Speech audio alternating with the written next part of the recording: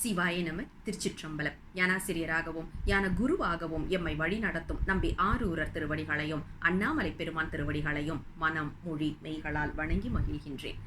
இன்றைய ஞான சிந்தனையில் சொக்கநாத வெண்பா என்ற அற்புதமான நூலில் இருந்து 21வது பாடலை சிந்திப்பதற்கு திருவருளும் குருவருளும் கூட்டியுள்ளது. 21வது பாடல். நீயே பரமசிவன் ஆனக்கால் நின்மலனே நாயேன் உளம் மகிழ நன்றாக பேயேன் கருத்தடங்க நின் கருணை காட்டி இன்ப வெள்ளம் அறுத்திடுவை சொக்கநாதா. அற்புதமான ஒரு பாடல். நம்மளுடைய விண்ணப்ப பாடலாகவும் இது இருக்கணும். அதாவது இந்த பாடலை நாம் புரிஞ்சுக்கிறதுக்கு நம்மளுடைய வாழ்வியலோடு கொஞ்சம் ஒப்பிட்டு பார்க்கணும். நம்ம யாராவது ஒரு தனி மனிதனுடைய நிறுவனத்தில் வேலை செய்திருப்போம். அதாவது சோல் ப்ரொப்ரைட்டர்னு சொல்லுவாங்க இல்லையா, அந்த மாதிரி தனி மனிதனுடைய ஒரு நிறுவனமாக அதை ஆரம்பிச்சிருப்பாங்க. அவங்க தான் முதலாளி. அவர்கள்கிட்ட நாம் வேலை செய்திருப்போம். அந்த நேரத்தில் பார்த்தீங்கன்னா நேத்திக்கு ஒரு மாதிரி சொல்லியிருப்பாங்க, இன்னைக்கு வேற மாதிரி மாற்றி அவங்க சொன்ன வேலையவே மாற்றி சொல்லுவாங்க. அப்போ நம்ம மனசில் என்னது இதை மாற்றி மாற்றி பேசுகிறாங்க, நேத்திக்கு சொன்ன மாதிரி தானே நம்ம பண்ணினோம், இன்றைக்கி ஏன் இப்படி மாற்றி சொல்கிறாங்க, என்ன ஆகுது அப்படின்னு. ஆனால் நம்ம மனசில் நினைப்போமே ஒழிய போய் அவங்கள்ட்ட கேட்போமா? என்னவா இருந்தாலும் முதலாளி இல்லை, முதலாளிகிட்ட போய் நம்ம கேட்க முடியுமான்னா கேட்க முடியாது, பேசாமல் இருப்போம். ஆனால் மனசுக்குள்ளால திட்டிக்கும், அவ்வளவுதான். இதை அப்படியே சிவபெருமானுக்கு பொருத்தி பார்ப்போமே. சிவபெருமான் யாரு அப்படின்னா பரமசிவன். பரமசிவன் அப்படின்னா எல்லாத்திற்கும் மேற்பட்டவன். இந்த உலகத்தில் மேலானதுன்னு யாரை சொன்னாலும் எதை சொன்னாலும் அதை விட மேலாக இருக்கக்கூடியவன். நம்மளுடைய வினையை நமக்கு கூட்டி வைக்கக்கூடியவனும், அதாவது கர்மபல தாத்தா என்று சொல்லப்படுகின்ற அப்படி கூட்டி வைக்கக்கூடியவனும் யாரு அப்படின்னா நமக்கு சிவம்தான். அப்படி இருக்க நாம் சிவபெருமான் நமக்கு கொஞ்சம் வினையை கம்மியாக பண்ணி கொடுத்தாலோ இல்லை கணக்கை மாற்றி எழுதி அந்த வினையவே கொஞ்சம் குறைச்சிட்டாலோ யாராவது போய் அவரை கேட்குறதுக்கு இருக்கிறாங்களா? ஏன் சாமி இல்லை அவங்களுக்கு மட்டும் இந்த மாதிரி ஓரவஞ்சனை பண்ணியிருக்கிற, அவங்களுக்கு மட்டும் ஏன் வினையை குறைச்ச அப்படின்னு யாராவது போய் கேட்பாங்களா? அப்படின்னா கேட்க முடியாது, கேட்க மாட்டாங்க. அவர் அதை விட உயரமான ஒரு நிலையில் இருக்கிறதுனால அவர்கிட்ட போய் யாரும் கேட்க மாட்டாங்க. அப்படி இருக்கும்போது நீ கொஞ்சம் அப்படியே அட்ஜஸ்ட் பண்ணிக்க கூடாதா சாமி, ஏதாவது கொஞ்சம் குறைச்சி போட, பார்த்து கூட்டி குறைச்சி போட அப்படின்னு சொல்லுவோம் இல்லையா கணக்கு, அந்த மாதிரி கொஞ்சம் குறைச்சி தான் போட. அது யார் உன்னை கேள்வி கேட்க போகிறாங்க? என்னை இன்ப வெள்ளத்தில் அழுத்தி வைக்கக்கூடிய ஒரே ஆள் நீ தான். அந்த இன்ப வெள்ளத்தை எப்படி எனக்கு கொடுக்க முடியும் அப்படின்னா என்னுடைய வினை கழிஞ்சாதான். வினை கழிகிற மாதிரி தெரியலை, ஏன்னா நான் அதுக்கான முயற்சி செய்யலை. அப்படி இருக்கும்போது நீ தான் இப்போ அட்ஜஸ்ட்மெண்ட் ஏதாவது பண்ணணும், ஏன்னா நான் ஒன்றுமே பண்ண முடியலை. அப்போ நீ தான் ஏதாவது அங்கே கணக்கை குறைச்சி போடுறதுக்கு ஏதாவது வழி செய்யணும் அப்படின்னு பெருமானுடைய திருவடிகளுக்கு வைக்கக்கூடிய ஒரு விண்ணப்ப பாடல் தான். அருமையான பாடல். இங்கே பாருங்க.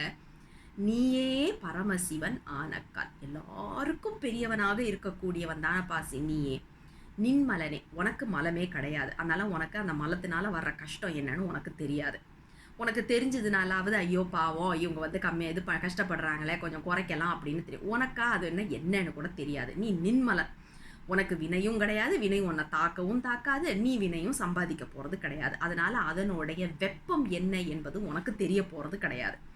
சரி, உனக்குத்தான் தெரியல, எனக்காவது கொஞ்சம் அருள் பண்ணக்கூடாதா அப்படிங்கிற மாதிரி. நாயேன் உளம் மகிழ நன்றாக, அதாவது என்னுடைய உளம் மகிழ்வதற்காக, ஏன்னா உனக்கு வினை கிடையாது, எனக்கு நிறைய இருக்கு, நீ தான் முழுமுதற் கடவுள், நீ என்ன பண்ணலாம் இந்த இடத்துல அப்படின்னா என்னுடைய உளம் மகிழ, நான் மகிழ்ச்சி அடையும் விதமாக பேயேன் கருத்தடங்க, என்னுடைய பேய் போன்ற திரிந்து கொண்டிருக்கக்கூடிய என்னுடைய எண்ணங்களை அடக்கி உன் கருணை என்ற வெள்ளத்தில் அழுத்தி வைத்தால் உன்னை கேள்வி கேட்க யாராவது இருக்காங்களா சொக்கநாதா? இதுதான் இங்கே ரொம்ப அழகான ஒரு குறிப்பு. இதில் பாருங்க, அந்த சொற்கள் இதெல்லாம் பெருமான் கிட்ட இருந்து வந்த சொற்களுங்கிறதுக்கு இதெல்லாம் எடுத்துக்காட்டு.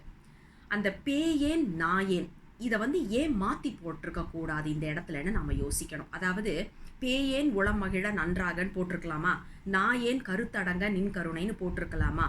ஆனால் அதை செய்யலை. ஏன்னா இதெல்லாமே நம்ம அறிவின் மூலமாக செய்வது கிடையாது, பெருமான் சொல்லி அருளாளர்கள் பாடுகின்றார்கள்ங்கிறதுக்கு இப்படிப்பட்ட இடங்கள் தான் நமக்கு சான்றாக அமைகின்றது. இங்கே பாருங்க, நாயேன் உளம் மகிழ பேயேன் கருத்தடங்க. பேயோடைய குணம் என்ன? எல்லா இடமும் சுற்றி திரிகிறது தான்.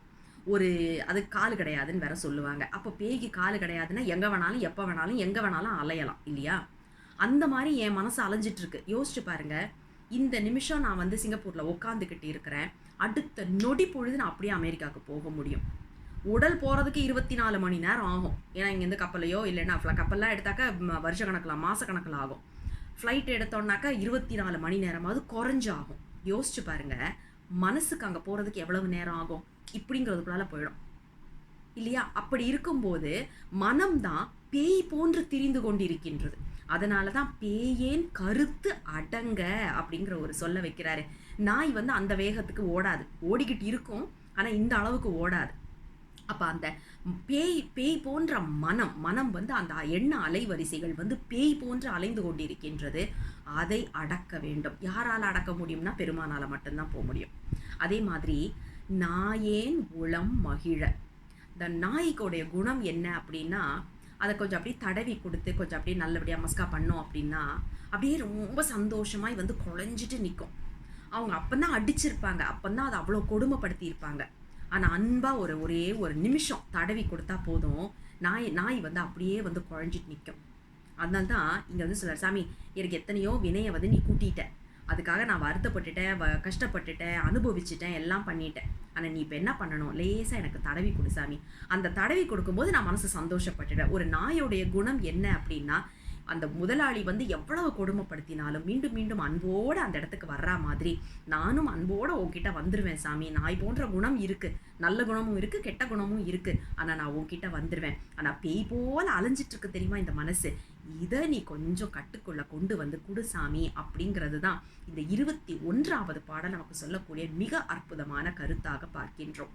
மீண்டும் அடுத்த பாடலோடு விரைவில் உங்களை சந்திக்கின்றேன். தென்னாடுடைய சிவனே போற்றி, எந்நாட்டவர்க்கும் இறைவா போற்றி, அண்ணாமலை மண்ணா போற்றி, கண்ணார முதற் கடலே போற்றி. சிவ சிவ திருச்சிற்றம்பலம்.